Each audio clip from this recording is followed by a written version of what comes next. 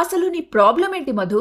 మీ అమ్మ నాన్న పైకి నేను ఇష్టం లేదని చూపిస్తున్నారు, నువ్వు ఇండైరెక్ట్గా చూపిస్తున్నావు, అంతేనా? నేనేం మాట్లాడుతున్నాను, నువ్వేం మాట్లాడుతున్నావు? ఎందుకు టాపిక్ డైవర్ట్ చేస్తున్నావు? మీరిద్దరూ పని చేస్తున్నారు, కాదనట్లేదు. కానీ మీ శాలరీలన్నీ ఏం చేస్తున్నారు? ఇంట్లోకి ఇవ్వాల్సిన అవసరం లేదా? రోజు భోజనం చేస్తున్నారు, స్నానం చేస్తున్నారు, ఏసీ ఆన్ చేసుకొని పడుకుంటున్నారు. వాటికి కరెంటు, వాడే వస్తువులు, తినే ఫుడ్, గ్యాస్ ఇవన్నీ ఎలా బిల్ కడుతున్నామనుకుంటున్నారు? నాన్న నేను జాబ్ చేస్తున్నప్పటికీ అమ్మ కోసం ఎన్ని లీవ్స్ పెడుతున్నామో మీకు కనిపించట్లేదా? వీళ్ళ ఉద్దేశం ఇప్పటికైనా నీకు అర్థమైందా విన్ని? ఇంట్లో ఉంటున్నాం కాబట్టి హాస్టల్కి రెంట్ పే చేస్తున్నట్టు పే చేయాలని ఇండైరెక్ట్గా చెబుతున్నట్టుంది మీ చెల్లి.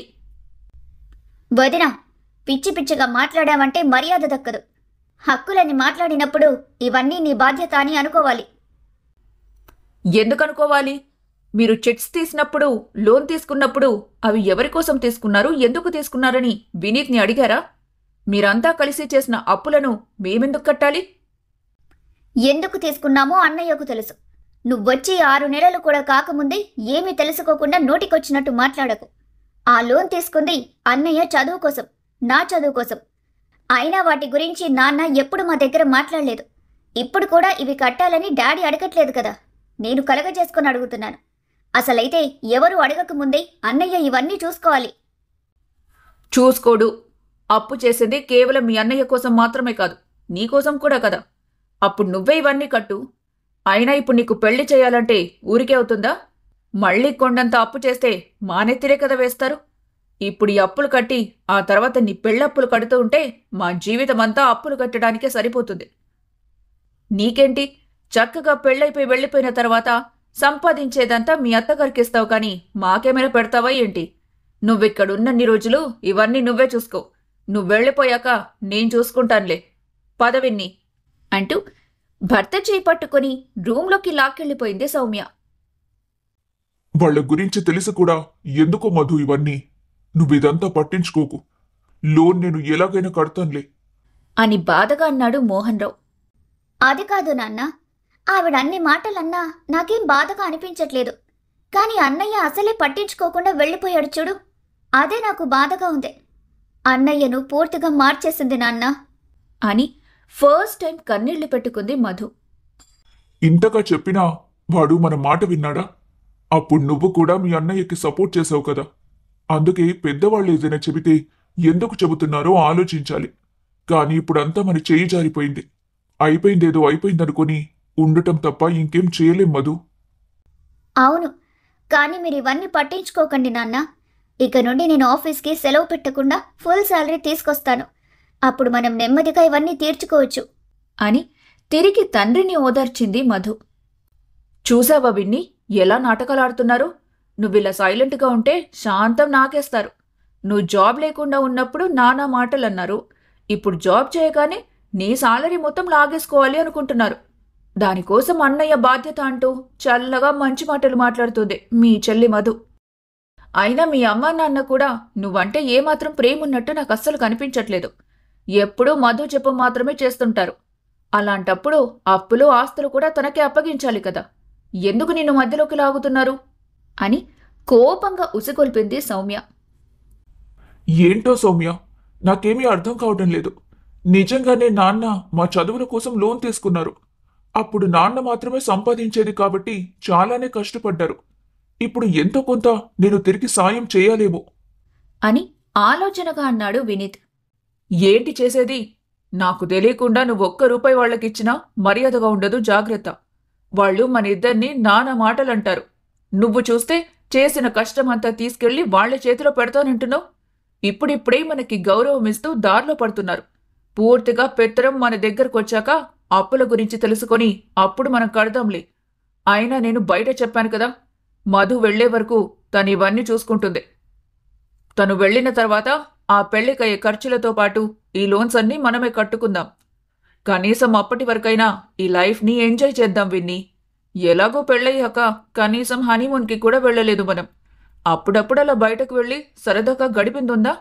కొత్తగా పెళ్ళైన వాళ్లకు ప్రైవసీ ఇవ్వాలన్న జ్ఞానం కూడా లేదు మీ ఇంట్లో వాళ్లకు. నువ్వు కూడా నా బాధను పట్టించుకో. మీ అమ్మ నాన్న వెనక నుండి గుసగుసలాడతారు. మీ చెల్లి ముందుండి నన్ను తిడుతుంది. నువ్వు మాత్రం చూస్తూ ఊరుకో. అయినా మీ అందరి మధ్యలో నేనే కదా పరాయిదాన్ని. నీకోసం నేను మాట్లాడుతున్నా, ఫైట్ చేస్తున్నా, నువ్వు కనీసం మాట కూడా మాట్లాడకుండా ఇలా సైలెంట్గా ఉంటావు.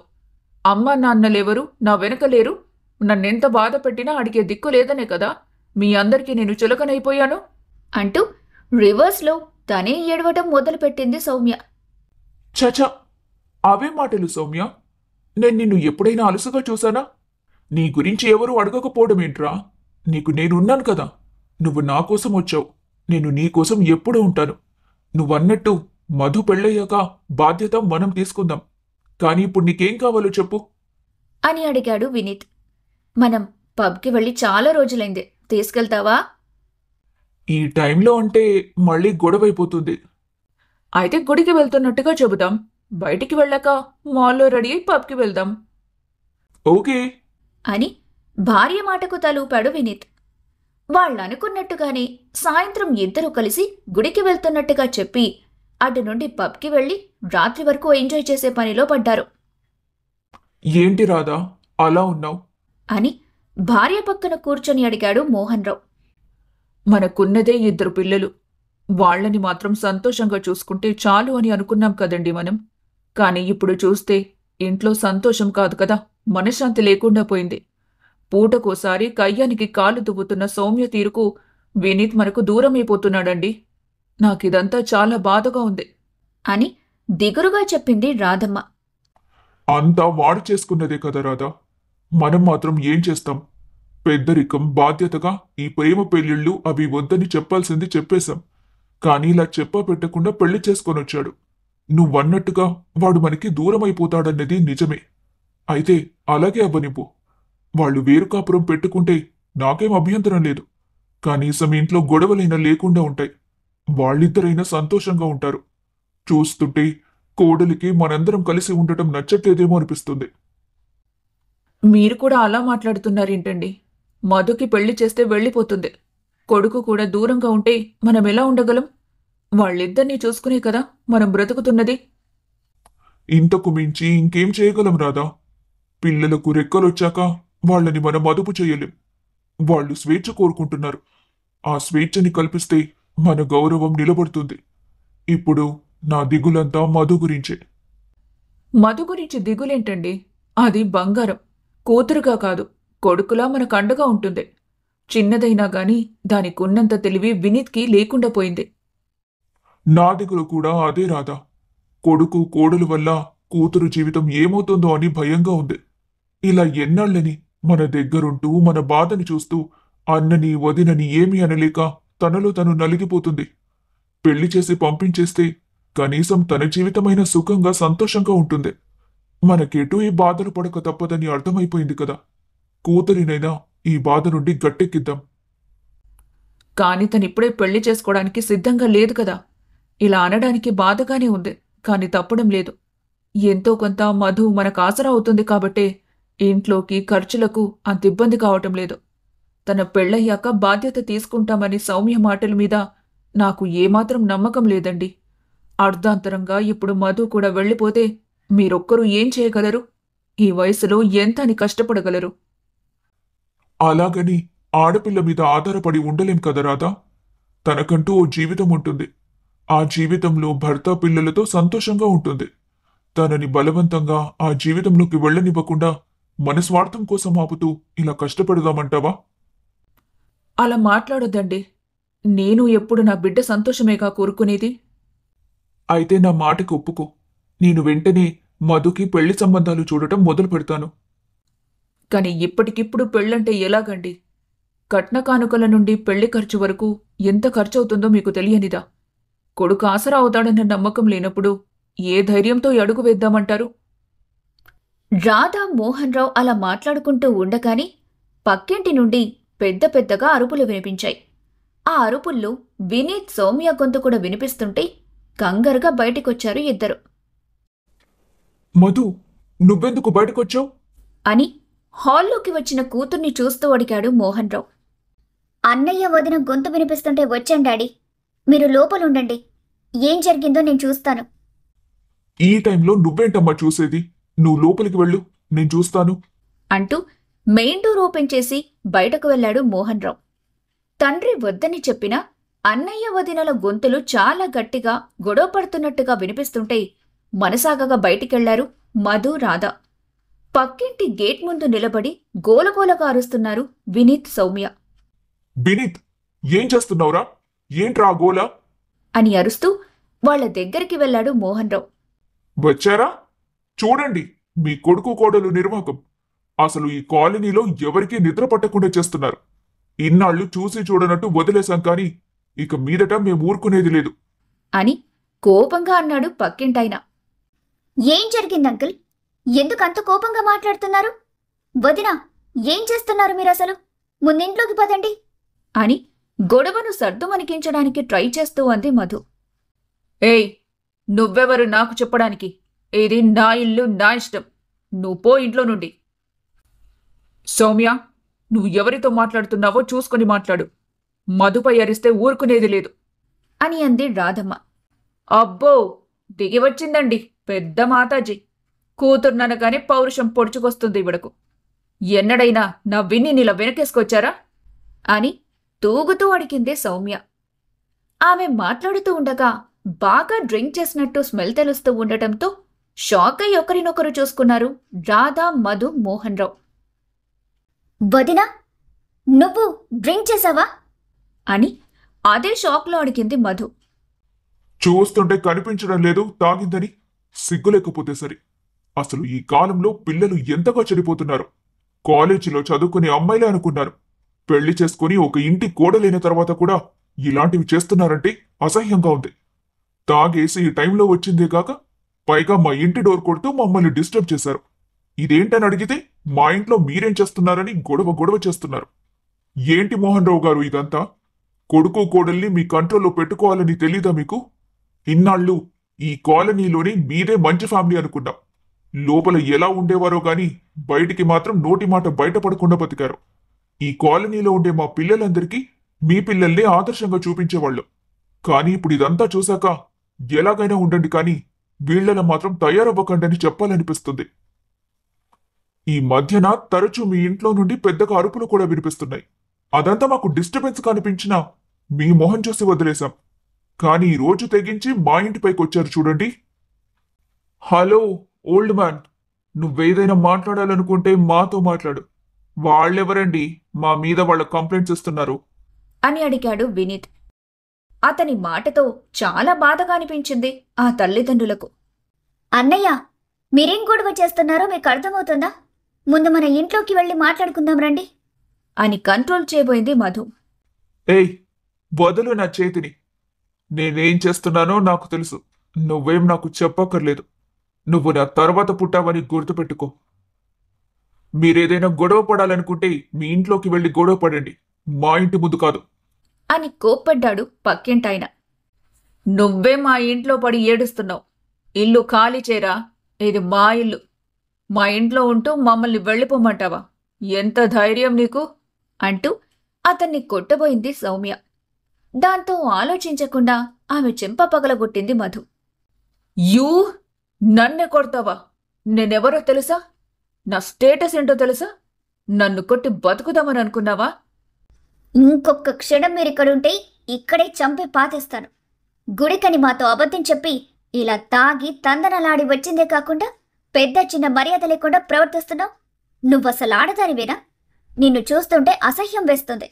ముందింట్లోకి నడు అంటూ సౌమ్యని ఒక చేతితో, వినీత్ని మరో చేత్తో లాక్కెళ్లి ఇంట్లో పడేసింది మధు.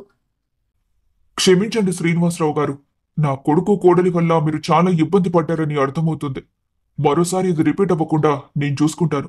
వాళ్ళ తప్పుని మనసులో పెట్టుకోకండి అని జీవితంలో మొదటిసారి ఒక మనిషికి క్షమాపణలు చెప్పాడు మోహన్ రావు. అది తట్టుకోలేని రాధ అక్కడికక్కడే కుప్పకూలిపోయింది. రాధా, ఏమైంది?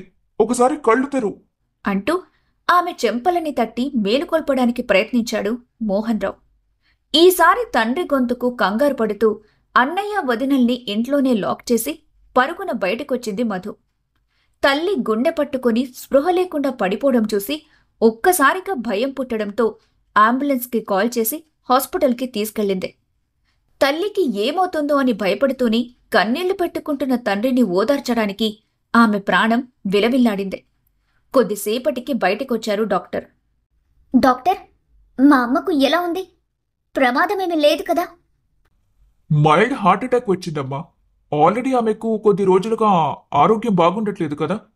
ఈ టైంలో చాలా జాగ్రత్తగా చూసుకోవాలి. కానీ మీరు చాలా స్ట్రెస్ కలిగించినట్టున్నారు. అందుకే హార్ట్ అటాక్ వచ్చింది. ఈసారైతే ట్రీట్మెంట్ చేశాం. కానీ మళ్ళీ ఇదంతా రిపీట్ అయితే ఆవిడ బతకడం చాలా కష్టం. టేక్ కేర్ ఆఫ్ హర్ అని చెప్పి వెళ్ళిపోయాడు డాక్టర్. హార్ట్అటాక్ అన్న మాటకు బాధగా కూర్చుండిపోయారు ఇద్దరు. ఇంతకాలం ఎంతో ఆరోగ్యంగా సంతోషంగా ఉండే తల్లి మనోవ్యధతో మంచం పడుతుందని అర్థమైన మధుకి తన అన్నయ్య మీద పట్టరాని కోపం వచ్చింది. అయినప్పటికీ ఏమీ చేయలేకపోయింది. మరుసటి రోజు సాయంత్రానికి రాధని డిశ్చార్జ్ చేయడంతో ఇంటికి తీసుకెళ్లారు. డోర్ ఓపెన్ చేసుకుని లోపలికి వచ్చిన అత్తమామలను ఆడపడుచుని చూసి మరోసారి గొడవకు తెరలేపింది సౌమ్య. అసలు మీరు మీ గురించి ఏమనుకుంటున్నారు?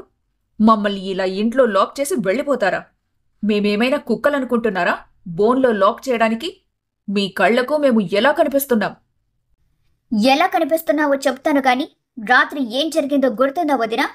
అని ఎంతో కోపంగా ఉన్నా ఆ భావాన్ని దాచుకుంటూ నార్మల్గా అడిగింది మధు. ఏం జరిగింది అంటే నీకు గుర్తులేదా? నాకెందుకు గుర్తులేదు? మేము నిన్న గుడికి వెళ్ళాం. నైట్ వరకు గుడిలోనే స్పెండ్ చేసి కొంచెం లేటుగా ఇంటికొచ్చాం. మా రూంలో పడుకున్నాం. ఉదయం లేచి ఆఫీస్కి రెడీ అయి వెళ్దామనుకునే టైంకి డోర్ లాక్ చేసి కనిపించింది. మీకెన్నిసార్లు కాల్ చేసినా లిఫ్ట్ చేయలేదు కదా. అసలు ఎక్కడికి వెళ్లారు మమ్మల్ని వదిలేసి? మీరు ఎంజాయ్ చేయడానికి మేము అడ్డనుకొని ఇలా లాక్ చేశారా? మీరెక్కడికైనా వెళ్తే మేమేమైనా వద్దన్నామా ఏంటి? ఓహో, మీరు గుడికి వెళ్లారా? మాకింకా మీరు పబ్కి వెళ్ళినట్టు, అక్కడ బాగా తాగేసొచ్చినట్టు, వచ్చి సైలెంట్గా ఇంట్లో పడుకోకుండా పక్కింటి వాళ్లను కదిలించి కాలనీ అంతా డిస్టర్బ్ చేసినట్టు, వాళ్ళందరి ముందు మా పరువు తీసినట్టు, అదంతా తట్టుకోలేక అమ్మ గుండెపోటుతో పడిపోయినట్టు కలొచ్చింది. ఎక్కడ కల నిజమవుతుందోనని భయపడి ముందే హాస్పిటల్కి వెళ్ళొచ్చాం వదినా. ఆ మాటలు మధు ఎంత కోపంగా చెబుతుందో అర్థమవుతుంటే ఆమె చెప్పినవన్నీ నిజాలే అని అర్థమయ్యేసరికి భయంగా ఒకరినొకరు చూసుకున్నారు వినీత్, సౌమ్య. ఛీ, మీరసలు మనిషిలేనా? కాస్తైనా కామన్ సెన్స్ ఉందా? ఇంత దిగజారిపోయి మా పరువు తీస్తారా? గుడని అబద్ధం చెప్పి తాగేసొచ్చి ఎంత చీప్గా ప్రవర్తించారో తెలుసా? అన్నయ్య, కేవలం నీ వల్ల, నీ భార్య వల్ల ఈరోజు అమ్మ చావంచుల వరకు వెళ్ళొచ్చింది. ఎందుకురా ఇలా తయారయ్యావు? ఇంతకుముందు ఎంత బాగుండేవాడివి, ఇప్పుడెందుకని ఇలా మారిపోయావు? మనల్ని కనీ పెంచి మంచి జీవితాన్ని అందించిన అమ్మా నాన్నల్ని ఇంత బాధ పెట్టడానికి నీకు మనసులా వస్తుందిరా? అంటే ఏంటి నీ ఉద్దేశం? నా వల్ల మీ అన్నయ్య చెడిపోయాడంటున్నావా? లేకపోతే నేను ఇంట్లో అడుగు పెట్టాక మీ లైఫ్ ఇలా అయిపోయిందని అంటున్నావా? అవును, మేము పబ్కే వెళ్ళాం. అలా వెళ్తున్నామని చెబితే ఇంకొక గొడవ చేస్తారని గుడి అని అబద్ధం చెప్పాం. ఈ రోజుల్లో ఇదంతా ఎంత కామనో నీకు మాత్రం తెలీదా? ఇప్పుడు కాకపోతే ఇంకెప్పుడు లైఫ్ని ఎంజాయ్ చేయమంటావు? మాకిలా ఎంజాయ్ చేయడం పెళ్లికి ముందు నుండే అలవాటు. అందుకే వెళ్ళాం. మీరు ఎటూ ఏడుస్తున్నారు. ఆ ఏడుపు మమ్మల్ని కూడా ఏడవమని చెప్పకండి. మాకిలా ఎంజాయ్ చేయడమే ముఖ్యం. అంత ముఖ్యమైతే ఇంట్లో నుండి వెళ్ళిపోయి మీ ఎంజాయ్మెంట్ మీరు చేసుకోండి. మాకు బరువుగా ఉండటం అవసరం లేదు. కొడుకు ఏదో ఉద్ధరిస్తాడనుకున్నారు గాని ఉన్న పరువు కాస్త తీసేశాడు. ఇంక మీరిక్కడే ఉంటే ఇంకెన్ని ఘోరాలు చూడాల్సి వస్తుందో అని నాకు భయంగా ఉంది. వెళ్ళిపోయి వేరు కాపురం పెట్టుకోండి అని కోపంగా అన్నాడు మోహన్ రావు. ఏమండి, ఆవేశంలో మీరు కూడా ఎందుకలా మాట్లాడుతున్నారు? వాడు వెళ్ళిపోతే నేను బ్రతకలేనండి అని బాధగా అంది రాధ. అవును నాన్న, ఆవేశంలో నోరు జారొద్దు. డాక్టర్ ఏం చెప్పారో గుర్తుంది కదా? అని తండ్రికి మాత్రమే వినిపించేలా అంది మధు. ఎందుకు మాపై ప్రేమ నటిస్తారు? మేం మీకు దూరంగా వెళ్ళిపోవడమే కదా మీకు కావాల్సింది. పద విన్ని, వెళ్ళిపోదాం. విన్ని, నువ్వు కనుక వెళ్ళిపోతే నేను చచ్చినంత ఒట్టు అని బాధగా అరిచింది రాధ. అమ్మా, ఏంటా మాటలు? అన్నాడు వినీత్. నిన్ను మేము ఎలా చూసుకున్నామని నీ భార్యకు తెలియకపోవచ్చు. కానీ నీకు తెలుసు కదా, నా చావు కూడా నీకు అనవసరం అనుకుంటే అలాగే నీ భార్యతో ఇల్లు దాటు అని చెప్పి తన రూంలోకి వెళ్ళిపోయింది ఆమె.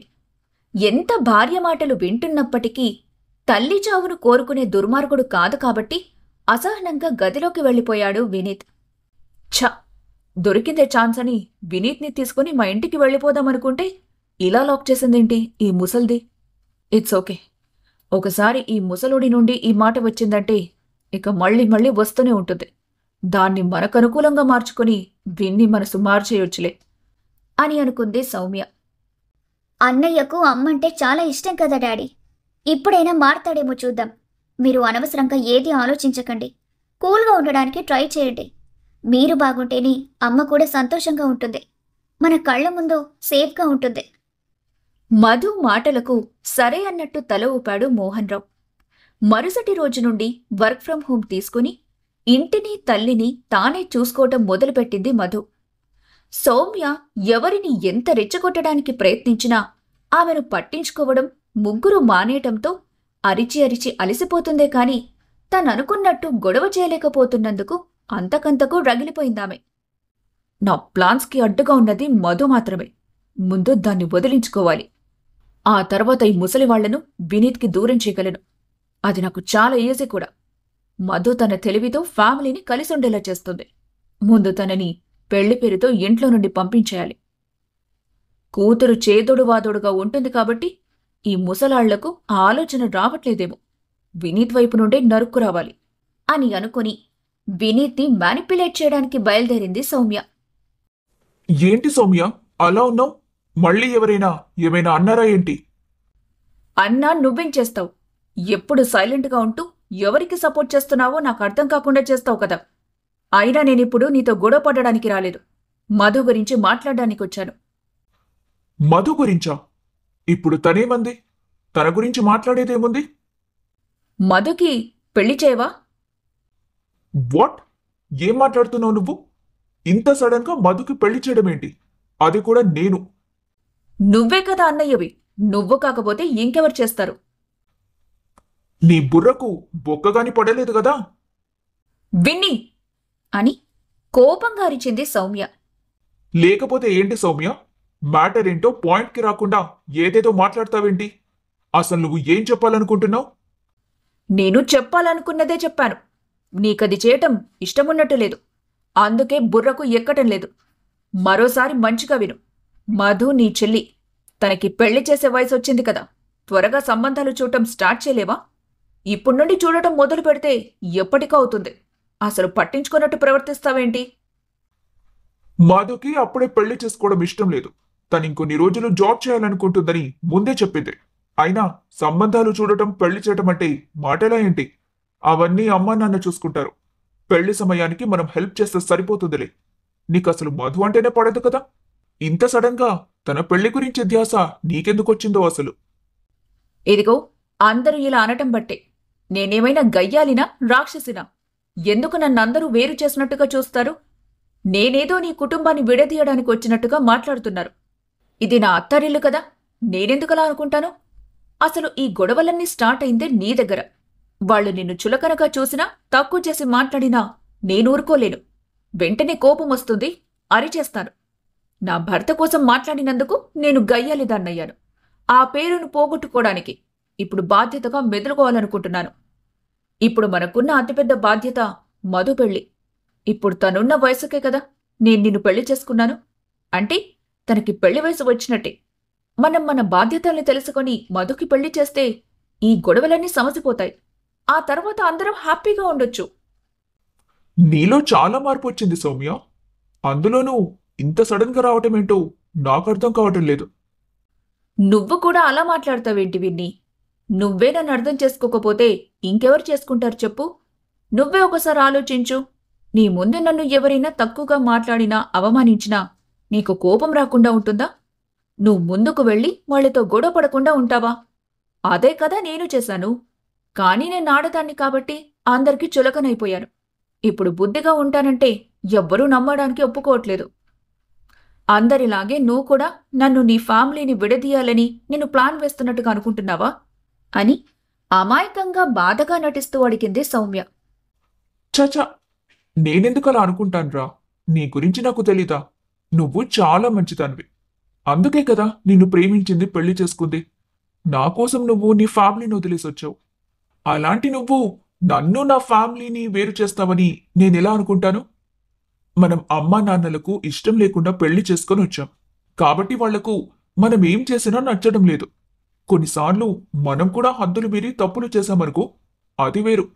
ఇప్పటికైనా వాళ్ళు మనల్ని, మనం వాళ్ళని అర్థం చేసుకుని ఒకరితో ఒకరం అందరం కలిసుంటే నాకు చాలా హ్యాపీగా ఉంటుంది. నువ్వన్నట్టు మధు పెళ్లి గురించి నేను రేపు నాన్నతో మాట్లాడతాను అని సంతోషంగా చెప్పాడు వినీత్. వీడి మాటలేంటి తేడాగా ఉన్నాయి? ఇన్ని రోజులు నా మాటలు వింటున్నట్టే ఉన్నాడు. కానీ చెల్లి పెళ్లి తల్లిదండ్రుల విషయం వచ్చేసరికి పూర్తిగా వాళ్ల సైడ్ మాట్లాడుతున్నాడు. అంటే ఇంతకాలం నేనిచ్చిన ట్రైనింగ్ అంతా బూడిదలో పోసిన పన్నీరయిందా? లేదు లేదు, అదంతా ఏం జరగలేదు. నేను ఎలా మాట్లాడితే వాడలా మాట్లాడుతున్నాడు. పూర్తిగా నా కంట్రోల్లోనే ఉన్నాడు. నేనిప్పుడు పాజిటివ్గా మాట్లాడాను కాబట్టి తను పాజిటివ్గానే ఉన్నాడు. నేను నెగటివ్గా మాట్లాడితే అలాగే నాకు సపోర్ట్ చేస్తాడు. విన్నీ గురించి నాకు ఎలాంటి ప్రాబ్లం లేదు. ఆ మధుని ఇంట్లో నుండి పంపించేస్తే ఇక నాకున్న అతిపెద్ద సమస్య తీరిపోయినట్టే. నేను వెనక్కి తిరిగి చూసుకోవాల్సిన అవసరం లేదు. నేరుగా వెళ్ళి మా ఇంట్లో పడతాను. లైఫ్ అంతా లగ్జరీ హ్యాపీస్ అని సంతోషంగా అనుకుందే సౌమ్య. వాళ్ళిద్దరూ డిస్కస్ చేసుకున్నట్టు ఉదయాన్నే మోహన్ రావుతో మాట్లాడడానికి హాల్లోకొచ్చారు. ఇంత టైం అవుతున్నా ఇంకా టిఫిన్ చేయవా ఏంటమ్మా? టాబ్లెట్స్ వేసుకునే టైం అవుతుంది. నువ్వు పస్తులుండి ఆరోగ్యాన్ని పాడు చేసుకుంటూ తనకి పూజ చేయాలని ఏ దేవుడు చెప్పడు. కనీసం పాలైన తాగి పూజ చేసుకోవచ్చు కదా అని తల్లికి చిన్నగా చివాట్లు పెడుతూ టిఫిన్ వడ్డించింది మధు. ముందు నుండి ఉన్న అలవాటు కదమ్మా, ఇప్పుడు మార్చుకోవడానికి అవ్వట్లేదు. మార్చుకోవాలమ్మా, తప్పదు. ముందు నీ ఆరోగ్యం చూసుకోవాలి. ఈ టైం వరకు బీపీ షుగర్ టాబ్లెట్స్ వేసుకోకుండా ఉంటే ఆరోగ్యం పాడవుతుంది. ఇప్పుడు నీకు కోడలొచ్చింది కదా, తనకి అర్థమయ్యేలా చెప్పు. నీ బాధ్యతలను పంచుకోవాలని, ఇంట్లో దీపమైనా వెలిగించాలని. అయినా పెళ్ళై ఎన్ని రోజులవుతుంది? కోడలుగా ఇంట్లో అడుగుపెట్టి ఇంతవరకు ఒక్కసారి కూడా దీపం వెలిగించడం నేనైతే చూడలేదు అని సౌమ్యకి వినబడేలాగే అంది మధు. అవునత్తయ్యా, ఇక నుండి ఇవన్నీ నేను చూసుకుంటానులేండి. మీరు మీ ఆరోగ్యం చూసుకోండి అని అంది సౌమ్య. ఆ మాటకి అందరూ షాక్ అయి ఆమె వైపు చూశారు. ఎందుకు అలా చూస్తున్నారు? నేను నిజంగానే అత్తయ్య నుండి కొన్ని బాధ్యతలైనా తీసుకోవాలనుకుంటున్నాను. నెమ్మదిగా ఒక్కోటి నేర్చుకుంటాను. మీకేం కావాలి వినీత్? ఇంకా సాలరీ రాలేదా? డబ్బులేమైనా కావాలా? అని గంభీరంగా అడిగాడు మోహన్ రావు. అదేంటి నాన్న అలా అడుగుతున్నారు? అంటే సౌమ్య డబ్బుల కోసం బాధ్యతల్ని తీసుకుంటానంటుందనుకుంటున్నారా? అనుకోవడమేంటి? అదే నిజం కదా. కాదు మావయ్య గారు, మా దగ్గర శాలరీస్ పడ్డాయి, ఆ డబ్బులు ఉన్నాయి. నేను డబ్బు కోసం దీపం వెలిగిస్తానని చెప్పలేదు. ఇక నుండి మీకు చేదోడు వాదోడుగా ఉండాలనుకుంటున్నాం. ఇంతవరకు మేము చేసిన తప్పులను క్షమించి నన్ను మీలో కలుపుకోండి. నేను మధులా పెరగలేదు కాబట్టి తనంత పర్ఫెక్ట్గా ఉండను. కానీ మీ దగ్గర, అత్తయ్య దగ్గర ఒక్కొక్కటి నేర్చుకుంటాను అని బుద్ధిగా చెప్పింది.